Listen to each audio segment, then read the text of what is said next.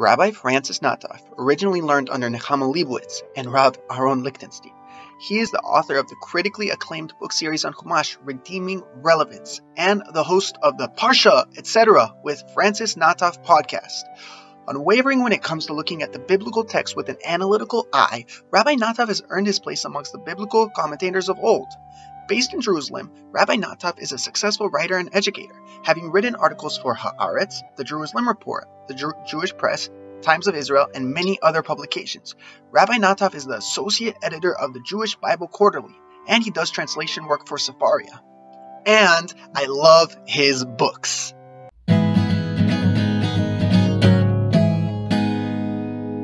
So it's such a... You need to add it there. What? You need to add it. And I love his books. Eitan loves his books.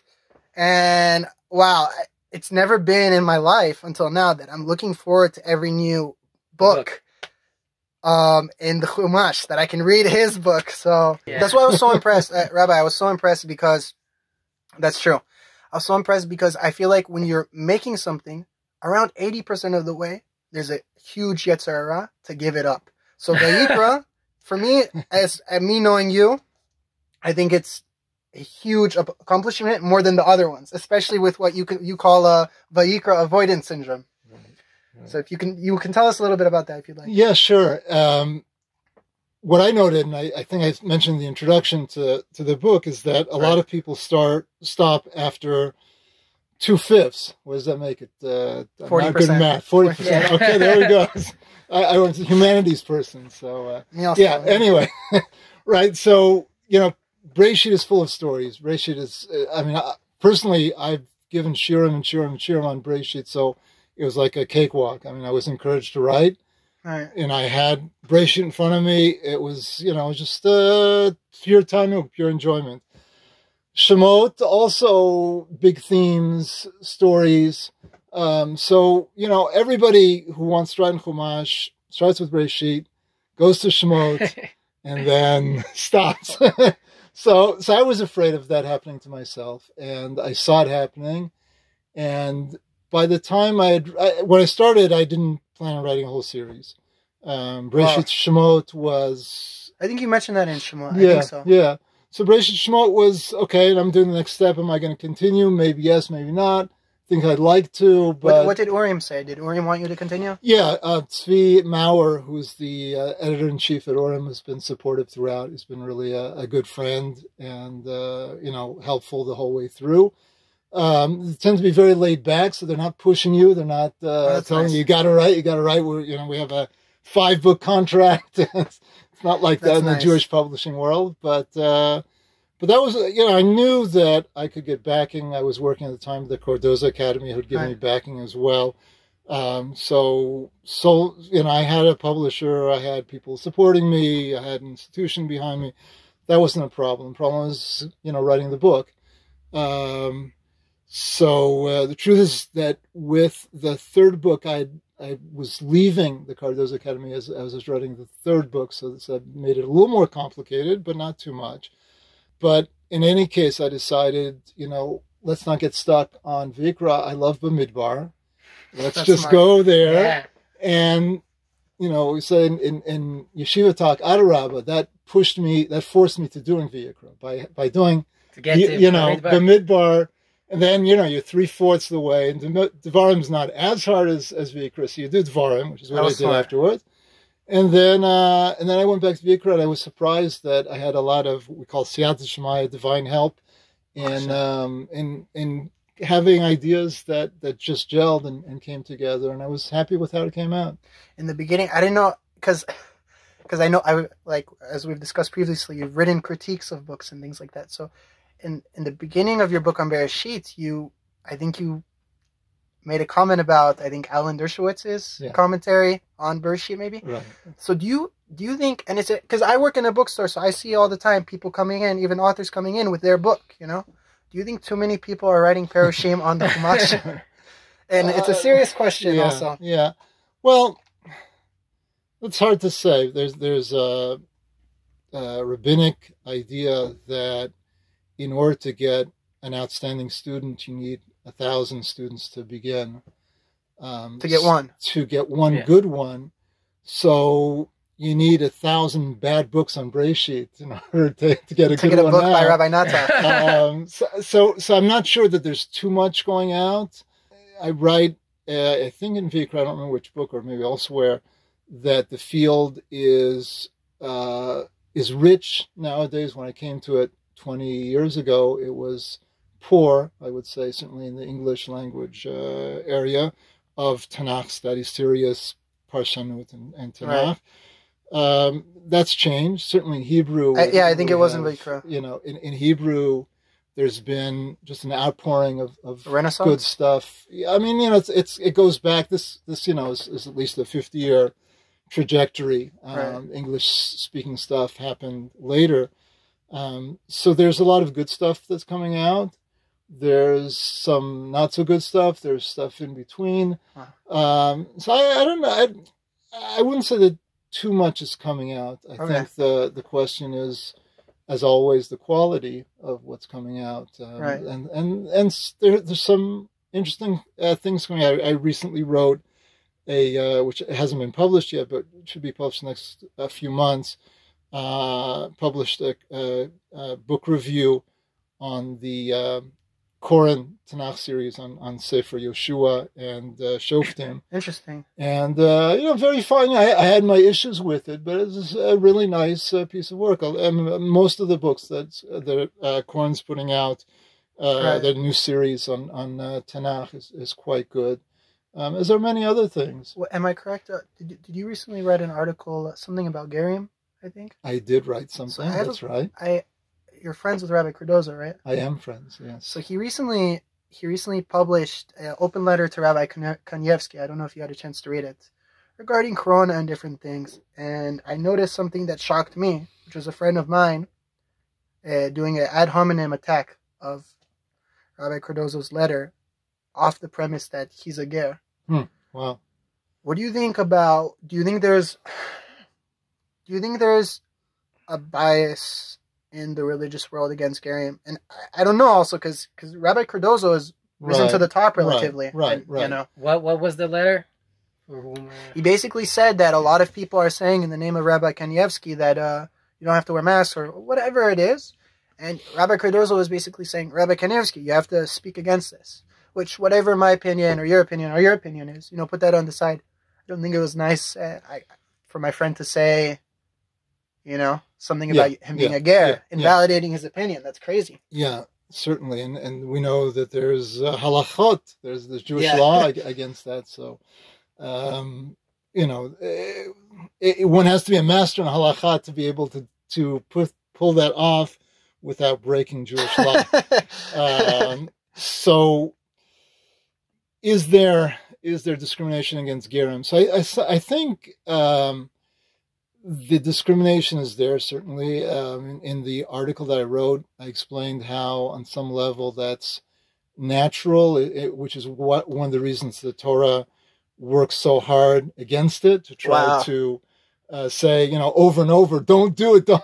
The Torah is fascinating, speaks in the language of people, as we know. But as a ger, it actually gives me so much chizuk to see that in the Torah over and over again. Absolutely. So I think that's I heard that, you have Haftarah Re'echa Kamocha, but about Gerim you have much more. You need to love Gerim much more than. But and it's pushing against, the Torah is pushing against what we normally do. A similar situation is the laws of the 7th year of Shemitah.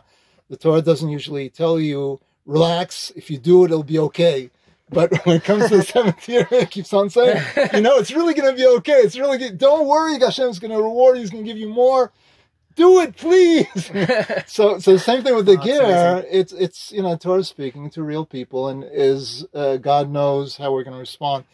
I would say that the sort of discrimination goes to, in the Orthodox world, especially certain sections of it, there's a sort of delegitimization of anyone who's not coming from a strong family background of rabbinic experience. I don't want to mention who critiqued along this line, someone who otherwise I have a lot of respect for, but he critiqued Rosh Volba along these lines, who was I don't know if you've heard of him, but he was a great Musar personality, very much a part of the Haredi world, even though he on some level he was above that world.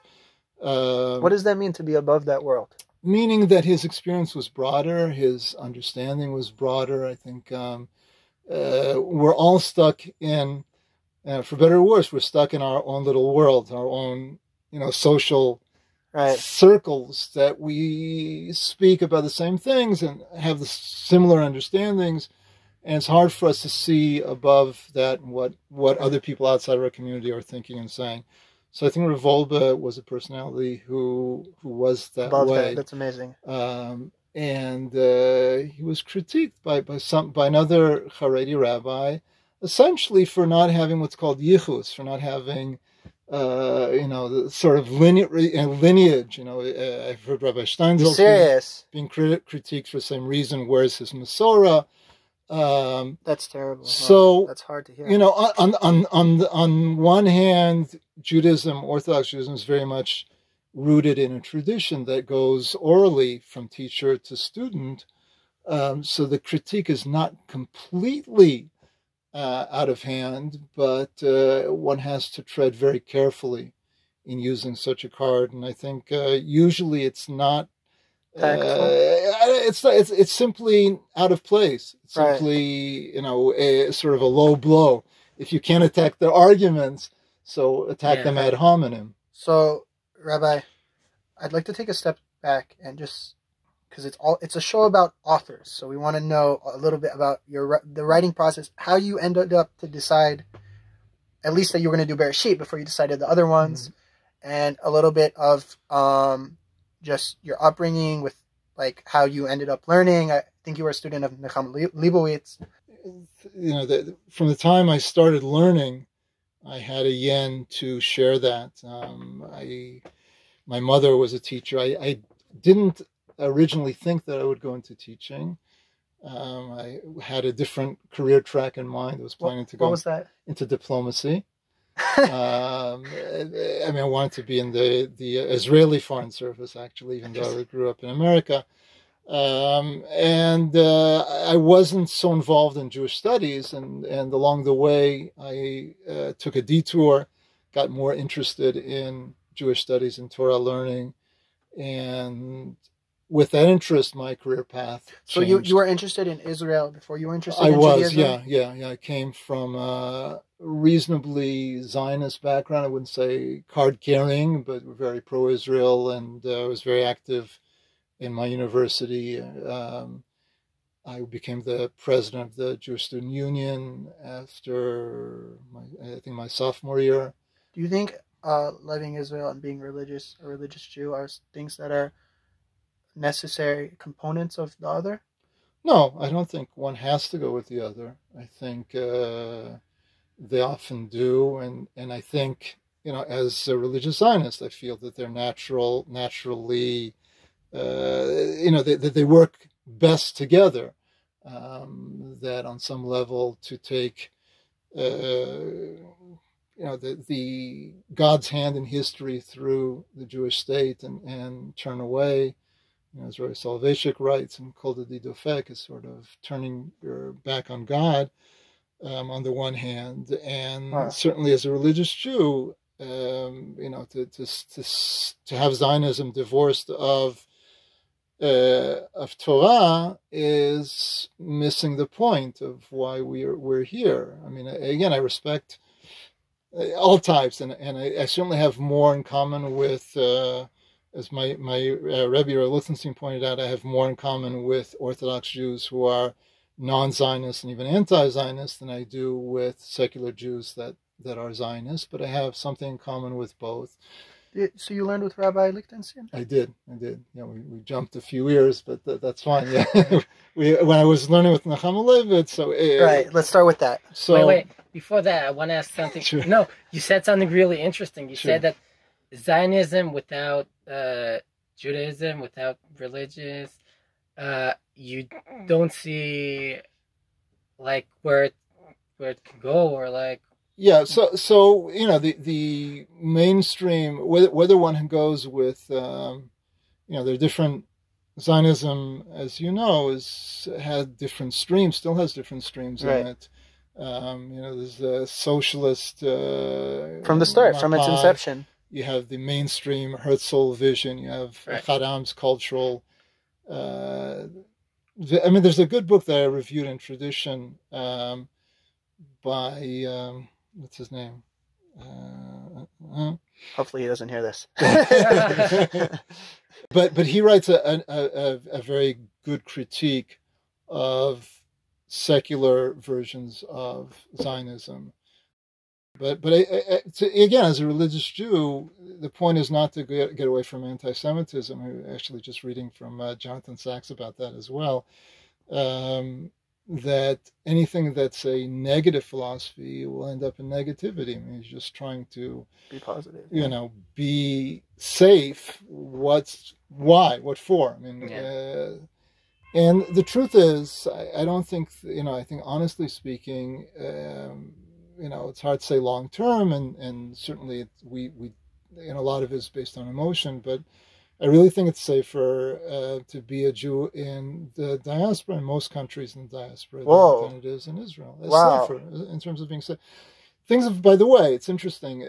So I do disagree, but I'll let it pass. Let me just say one thing. That history changes very quickly. We might have to cut that. History changes quickly. In the last year, people, you know, things go under the radar, and it's not only because of Corona. Terrorism in Israel has almost completely stopped. You know, again, there have been attempts. You hear about certain attempts that have been foiled, but you have to remember attempts that have been foiled. For every attack that's successful, there's usually 20 or 30 that are attempted. So the fact that we can only count, I mean, there was one, unfortunately, a month ago, but the fact that if you think back the last 12 months, I think it's pretty much the only attack. Maybe there was one other. That's very, very unusual. And I see that as a change, as a long-term trend. So hopefully I'll be able to say that you're right, that things have changed. And so I have a question. Because even if I thought like that, what about assimilation? Assimilation is killing our people off. Right. We love Jews in America and stuff. Correct. So if I'm not a religious Jew, that's an issue. If I'm a religious Jew, then it's not an issue. Or much less if you're a religious Jew, assimilation, I can be a religious Jew in Paris, London, or New York almost as well. Not quite as well, but almost as well. I can live my style. I'm not in danger of assimilation. My children are not much more exposed than they are here. So I actually wanted to ask a question, which is a little bit personal. Go ahead. But about this, when we spoke previously, you mentioned that all your children grew up to stay in Eretz Yisrael, which for me, I think is an amazing accomplishment. Sure. And I don't want to have like a debate of where should we live and whatnot. How did you accomplish that? I think that's excellent chinuch. I think that's amazing. You'll see that when you're a parent, a lot of it is luck, and you know, the same way I don't want to take credit for what I'm not so happy about with my children. I don't know that you know, it's got to go both ways. I don't know if I need to take credit for those things. But I mean, one thing you'll see as parents is that children basically see what you're about, and some of those things they're gonna buy into, and others they're not going to buy into. And you hope that you know, they buy into your good things and not into your bad things, and vice versa. It must be a crazy. I haven't experienced it yet, but it must be a crazy thing to have your flaws broadcasted to you. You know, and then see what you have to work on. You know. It's pretty wild. So let's speak a little bit about learning with Nechama Leibowitz and Lichtenstein. Yes. So. Eventually, I wound my way up to Yeshiva University, which has a fine institute, Adi Yom Hazeh, in Beit Vegan in Jerusalem, called the Gross Center. And you're familiar, Itai? Yeah, it's down next to Machon Lev. Machon Lev. Yeah. Itai lives in Beit Vegan. Okay. So there you go. Rav Lichtenstein was involved with that institution. He always had a connection with YU, and so I had shiurim from him. Nechama Leibowitz was also a teacher there. So for 2 years, I studied under both of them. Wow. Though I appreciated Rav Lichtenstein, though didn't always understand what he had to say. He was quite high-level thinker, and I have to remind me to say something about that in a minute. Nechama Leibowitz, I unfortunately did not appreciate as much as I should have. That goes with, she's not the only Tanakh teacher, but the most outstanding teacher. That her books still get bought. Yeah, of course. So, at the time in yeshiva, it was all about Talmud. This was one of my critiques about Jewish education in general. It was all about Talmud. And if you were serious about learning, your goal was to be a Rosh Yeshiva. There's no room for Tanakh in there. So was it like more Litvish? Yeah. But most yeshivot are Litvish. Even the Hasidic, the serious Hasidic yeshivot and Sephardic yeshivot are... Tanakh was something I wasn't planning to... Oh, wait, so that's your critique, that there's less Tanakh than Gemara? Well, much less. It's not even on the radar, really. In Grus, we were fortunate enough to have a little bit, and again, it was a required course. So I liked Nechama Leibowitz, which is a great teacher, right. And I liked the material, but had it been optional, I'm not sure I would have done it. Because of the agenda that... Yeah, and it was, I had bought into that agenda. To me, success meant Gemara more than anything else. Gemara and Halacha, Torah Shebaal Peh. And I anticipated teaching the same, teaching Gemara, teaching Torah Shebaal Peh. And when I finally went out into teaching, which a few years later went back to America, there were several job possibilities, and I decided to go into formal education. This was in New York. I taught in a high school there, Jewish high school. So they didn't have openings for Gemara rabbis, but they did have openings for someone who had Jewish history, which was the other part of my background. And they had some Tanakh classes. I think the second year I was there, they had a Gemara class with the real low-level Gemara guys, which was great, but and then my next position, I left there after 2 years. I went to the Midwest. I was teaching 8th graders. Well, in the Midwest in 8th grade, they're not learning a lot of Gemara. The only Gemara I did was, the truth is they had started a high school, which was why I came out there. So the first year we did some Gemara, but after that, the project didn't get off the ground, so I was back to middle school, and the only Gemara I taught was after school. We had a Talmud club. We taught Mishnah and Chumash and Tanakh, and I had to deal with the community in the shul. I wasn't the rabbi of the shul, but I was very involved in adult education, both in the school and the shul. So when did you realize that, the focus on Gemara is it's not the best thing? So I think in the process of teaching, I don't know exactly, I can't tell you exactly when. Right. And then when I came back to Israel, so again I had different things that I was teaching, but Chumash became one of the things that I started excelling in without even really expecting to do so, and finding it easier access for a wider group of people. I taught post-high school, I taught adults, and post-college, men and women, and it seemed to work for a variety of reasons. A lot of it is not up to us. We don't necessarily choose everything in our narrative, in our life narrative, and I started enjoying it more and more, and the feedback was good, and I started developing my own ideas, and people were telling me, you should write this as a book. Yeah, you should write it down. So listen, I'm sure most teachers have some, every good teacher has students that really like them and really like what they have to say. So, your question about too many books being written. I guess that's not students' fault. But later on, when I came together with Rabbi Cardozo, so there was he encouraged me to actually put together a book. Again, there was a structure within which to do it. He had connections with Urim, so that was the next step, and that's where you started writing. I just wanted to mention, forgot to the Rabbi Lichtenstein, yeah. So highlight of my life. I don't remember if it was in one of the books or not. Really is on the top 5 moments of my life. I was afraid to ask Rav Lichtenstein for an endorsement because of my respect for him. Wow. He to me, he's like the epitome of a rabbi. I mean, he knew everything, knew everything, religious or secular.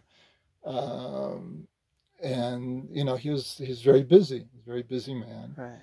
And so I was very hesitant to ask him. I wanted him to write an endorsement, but I felt it might be irresponsible of me to waste his time. B, I was concerned that probably won't even like it. It's it's like it's not on his level. So I asked another rabbi what he thought, who was closer to Rav Lichtenstein, and he encouraged me to do it. He says the time is right. Rav Lichtenstein wants to do these sort of things right now. Wow. And so I sent it to him, but I was still very nervous, I assume. Of course. And he pushed me off a couple of times. I haven't gotten to it, but I really want to do it. So fine. And then you'll see. Sounds like a rabbi. In Breshit, I was shocked. I mean, first of all, before I even saw the letter, he, on the phone, he says, "I really liked it." Wow! It was like, to me, that I was in Gan Eden.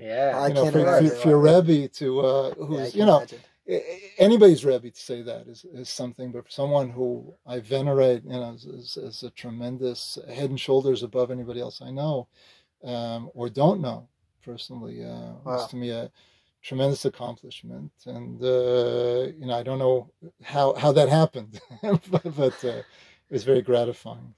So we're gonna. Okay, you want to step? Yeah, so we're going to talk next a little bit about your writing process and the work you're doing now. But first, I want to tell you guys about Pomerantz Bookseller. Michael Pomerantz has been selling books in Jerusalem for 30 years now. And during that time, he's learned that the most important thing is his customers. That is why if you come into Pomerantz and you're looking for a book, they're going to do their very best to help you find that book. And if they don't have it, it's all right. They'll get it in for you. They do their best to match other people's prices, and they've got all kinds of books. They've got cookbooks, children's books. As Itai likes to say, they have Rav cookbooks. They have the great Rabbi Nataf's books. They have all kinds of books. So why don't you call them or send them a WhatsApp at 02-623-5559. That's 02-623-5559. Don't wait. Okay, welcome back. So we're going to kick off with a question from Itai. Yeah. So we spoke a lot about the Chamisha Chumshei Torah that you said, that you wrote. And he didn't just say, he wrote it. Yeah. He's not lying. Right, he's not lying. It's right here. Yeah, the books are right here. And you spoke also a little bit about Tanakh when you started teaching. You think, do you want to write continuation of those books for the Tanakh? So it's a hard question. The simple answer is yes. But the more difficult question is, am I going to do it? Yeah.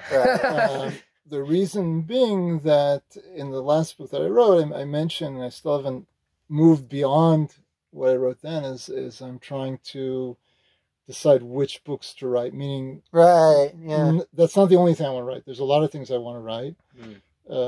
Unfortunately, when we have too many things we want to do, we end up sometimes not doing any of them. Yeah. So my struggle right now is to find a strategy as to what I want to focus on. And I'm still in the process of deciding. Writing on Nach is certainly a possibility. Some people have told me, what about Haftarot, which is actually less of a possibility, even though it has an obvious appeal, mostly because you have a lot of Yeshayahu. I'm not there. I have a lot of other texts, and I have a lot of other texts that I would rather write upon. A friend of mine who I went through a lot of Agadah and the Gemara is interested in pairing up with me on a book. Wow. So that's an option. You think you will work? How do you think it will work with working with another author? Yeah, it's a good question. We discussed that, but we're not there yet. So I haven't really thought too much about it. It's a friend of mine who has a lot of faith in my writing. He doesn't have a writing background, and so he's really. And we've discussed the way the project would run. I would do most of the writing. He would look it over, and then we would discuss it. Essentially, so I would end up doing more of the writing in that particular scenario. I've thought of other pairing, other ways of teaming up with other people on other topics, novels, semi-autobiographical works. There's a lot of things that I would like to do. I'm trying to feel the audience. Smart. Yeah, I mean, I'm happy with the fact that there is an audience for my books, and not just in print, but recently online too. Sefaria has 4 of my volumes online. Wow! So that's accessible, and how did that work with Urim? So essentially, I mean, Sefaria bought the rights from Urim and from me, from the author, to the online rights. And so everybody, it was win-win as far as I can tell. Everybody was happy with that situation. Just before we move on, we talked a little bit in the beginning about you successfully writing 5 books, which I felt was like a huge accomplishment to complete the Chumash.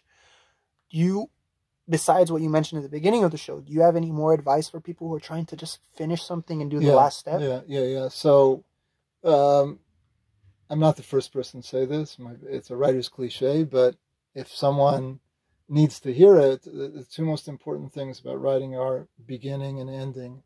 You have to just do it. Don't do too much background study and do this, do that. I have to do this first. Just do it. Start. And the other thing is, you're always going to be able to improve the book. Right. At some point, you have to say, that's it. I'm putting it away. I'm sending it to Urim. I'm sending it to whoever.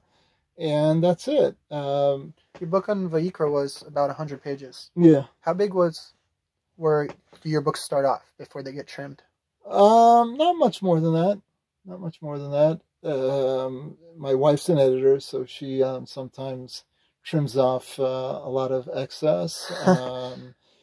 But I write in a terse style. Sometimes, that's to my detriment, but I try to write to the point, not to write extra. I found it refreshing. Yeah. I mean, it's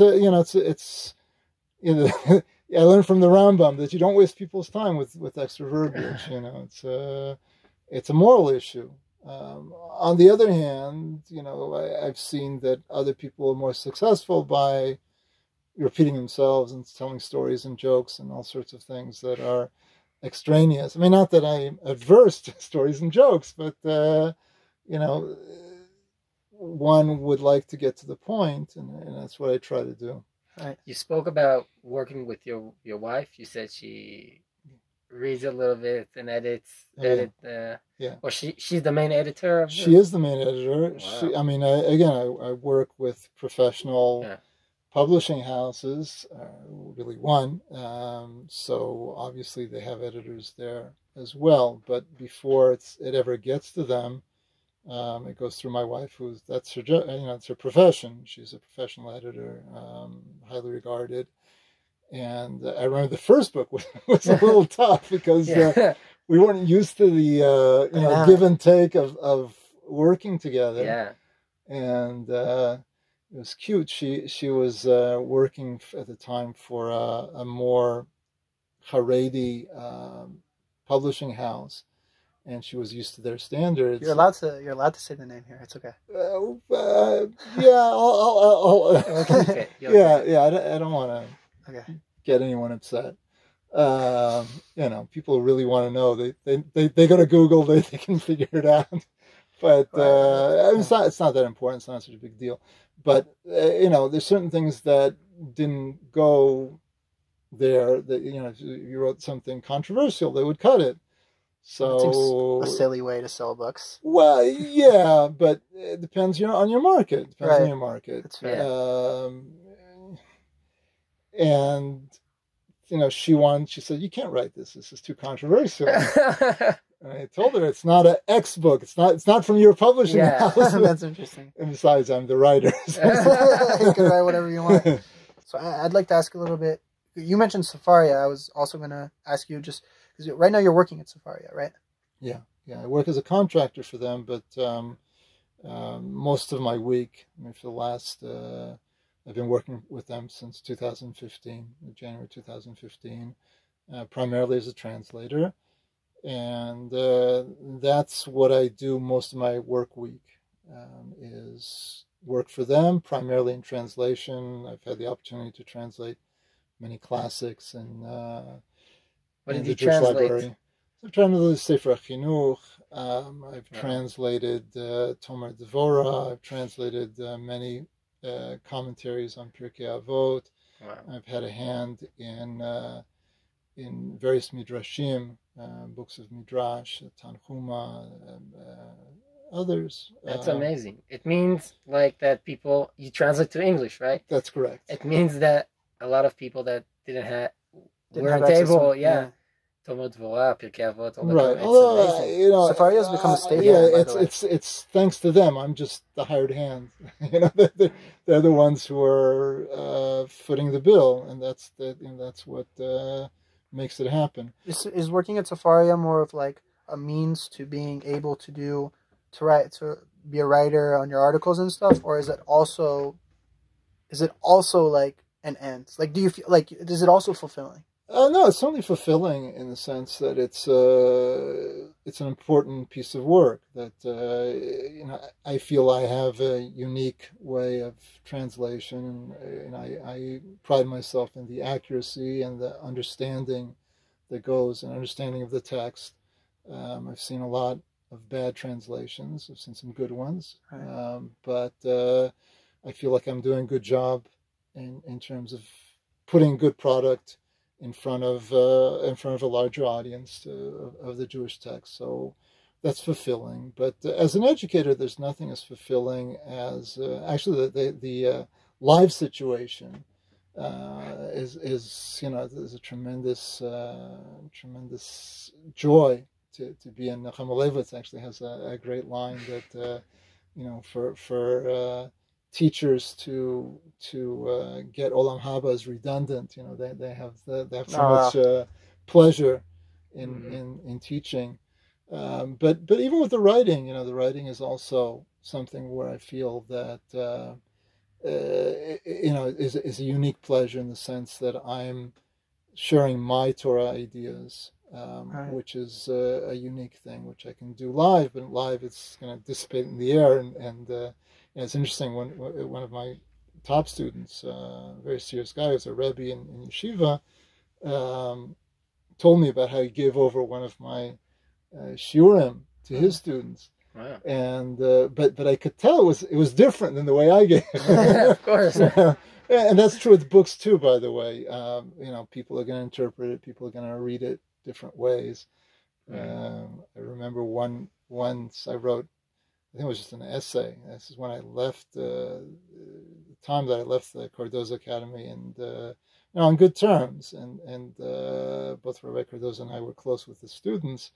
And I wrote an essay at that time, at the very, very end. And I remember one of the students interpreted it with a fine comb. Tell me, this is what do you mean X, Y, and Z? I never thought of that, but now that you mention it, was that gratifying? Or yeah, it was interesting. It was gratifying in the sense that someone is really paying very careful attention to your words, which is pretty rare. On the one hand, the other hand, you understand the way this whole process works, that you put out an idea and it's not going to stay with you. It's, if it's successful, if it dies, then yeah, it does stay with you. What's the point?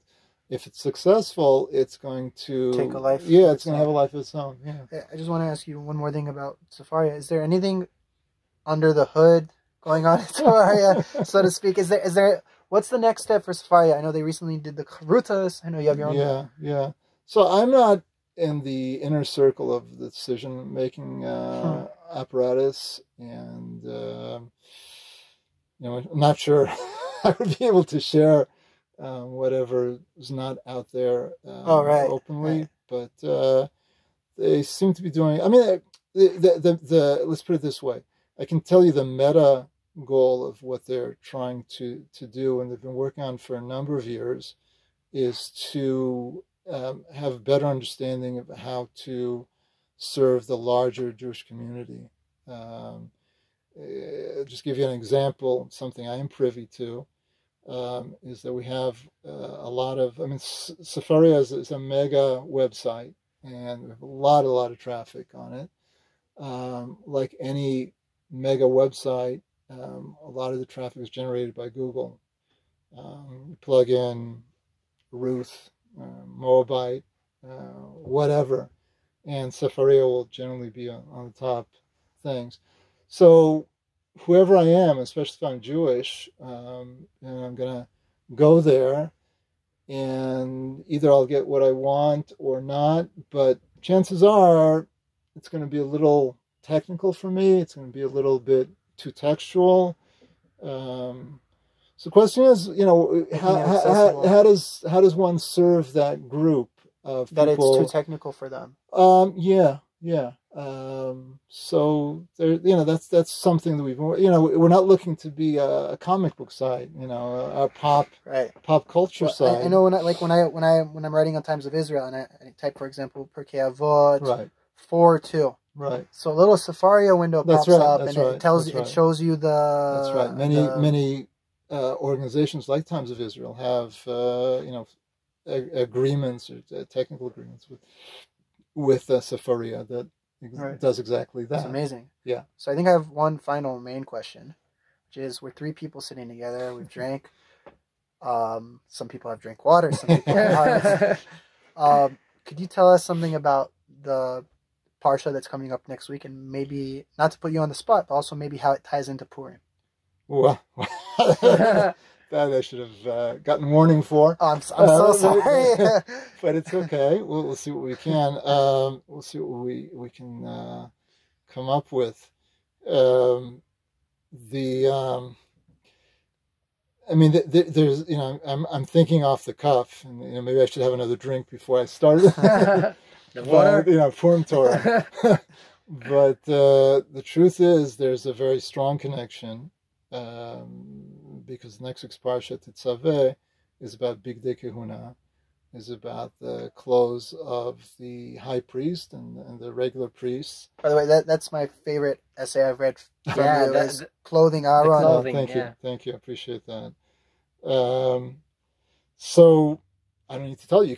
You can tell. You already know what I'm going to say. No, the notion of clothing, which as you know, I discuss actually in Shemot, even though most of it is dealing with Breshit, is all about identity that we communicate through clothing, disguise, masquerade being one aspect of that, but sometimes we try to tell true statements. Hopefully most of the time we try to communicate true information through our clothing.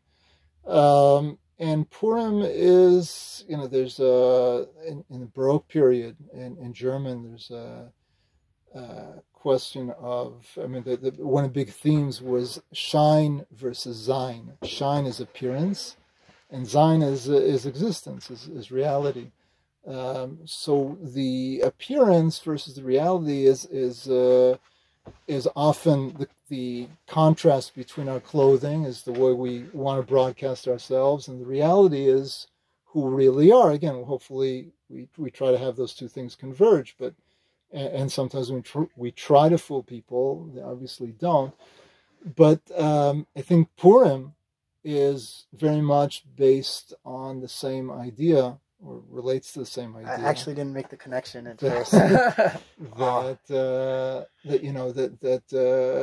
things appear to be a certain way in the story. They appear to be divorced from God. They appear to be, without any sense of order. And in fact, the traditional reading of Megillat Esther is that behind all this chaos is God, and that the what appears at first glance to be chaos, the shine, the appearance, hides the design, the true existence of God, orchestrating all these things in a very intricate way. So I guess that connects to the Corona also. Tell me how. No, meaning that no one has any idea what's going on right now. Mm-hmm. Things are changing every day, and I guess it would do to remember that Hashem is pulling the strings. He knows what he's doing. Right. He's the best. Right. He's the best writer. He's writing the best story. Yeah. Some of it is horror stories. We never know which part of the narrative we're in. Right. One of the beauties of reading Megillat Esther is having that bird's eye perspective, is seeing the end of the story. And I think the problem with Corona is we don't know the end of the story, and and then once we come to the end, what do we don't have someone like Mordechai and Esther with that Ruach HaKodesh, to put all the pieces in a book that, that's what was going on. And I think that's one of the difficulties of post-biblical times, is, I wrote about this in the last chapter on Shemot, is that the nature of information, communication, is that we pick and choose. There's just too much raw data to give over everything. We talk about being objective. Does that mean? It certainly can't mean saying everything, because that would take forever. Right. So we pick and choose as to what's most important, because I'm gonna, as there's time about in my books, I don't have 1 million pages to write, so I'm going to try to focus on what's most important. Well, by the way, a redeeming relevance on Megillat Esther would be amazing. Yeah, it's a nice idea. I like that. I like that also. But there's a lot of. I'll add that to the list. All right, so I think we're going to leave our listeners with a big thank you to Rabbi Francis Nataf for joining us. It's mamash an honor. Pleasure. It's an honor knowing you. And if you guys want to buy his books, and you guys should, I personally own all of them. Thank God. Well, I lost one. But I'll be getting it soon. All you have to do is call Pomerantz Bookseller at 02-623-5559. That's 02-623-5559. Get his books now. If you call in the next few weeks, give it 4 weeks, you'll get 15% off on the books. Thank you, everyone. Shavua Tov. Purim Sameach. Purim Sameach.